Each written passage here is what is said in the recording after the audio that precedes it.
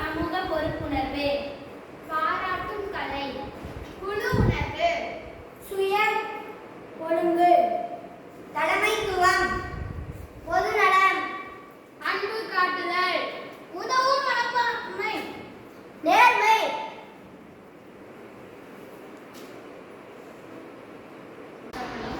Good afternoon students. Good afternoon. எல்லாருக்கும் என்ன ரொம்ப டல்லா இருக்கீங்களா?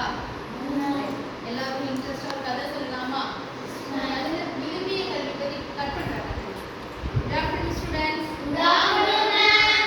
Okay, இன்னைக்கு நம்ம விரும்பிய கல்வி அதுல ஒரு சமூக பொறுப்புணர்வு அப்படிங்கிற ஒரு கருத்தை பார்க்க போறோம்.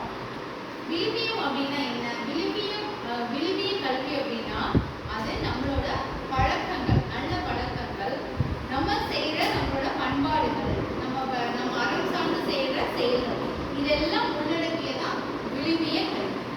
சரியா? இந்த விழுமிய கல்வியில வாழ்வியல் திறன், விழுமிய கல்வி அந்த செயல்களை நம்ம தொடர்ந்து செய்யும்போது நம்மளோட வாழ்வியல் திறன்கள் நல்லா இருக்கும். சரியா? எப்படி வாழணும், நேர்மையா வாழணும், ஒழுக்கமா வாழணும், கடமை உணர்வோட வாழணும் அப்படின்லாம் நிறைய நல்ல பழக்கவழக்கங்கள் இருக்கு இல்லையா? அதுதான் விழுமிய கல்வின்னு சொல்றோம். அந்த கருத்தை வலியுறுத்துற மாதிரி 6ஆம் வகுப்பு மாணவர்கள் ஒரு நாடகம் நடத்துறாங்க. கவனிக்கலாமா? நாடகத்தோட தலைப்பு முதல் முயற்சி நம்மிடமிருந்து. என்னது? முதல் முயற்சி நம்மிடமிருந்து. முதல் முயற்சி நம்மிடமிருந்து அப்படிங்கிற ஒரு கதை. பார்க்கலாமா?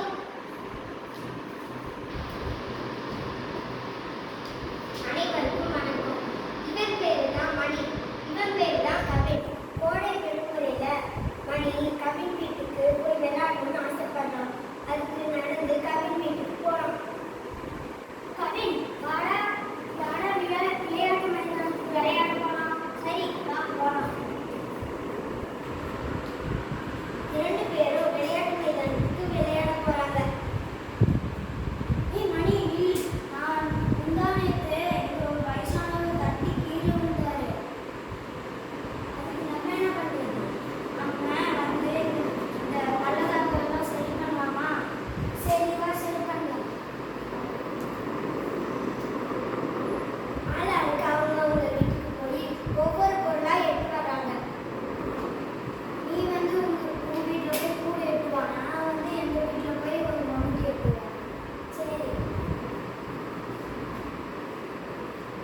அவங்க 2 பேரும் வேலை செய்யறதை பார்த்து ஒரு முதியவரும் உதவி செய்கிறாரு. வயசான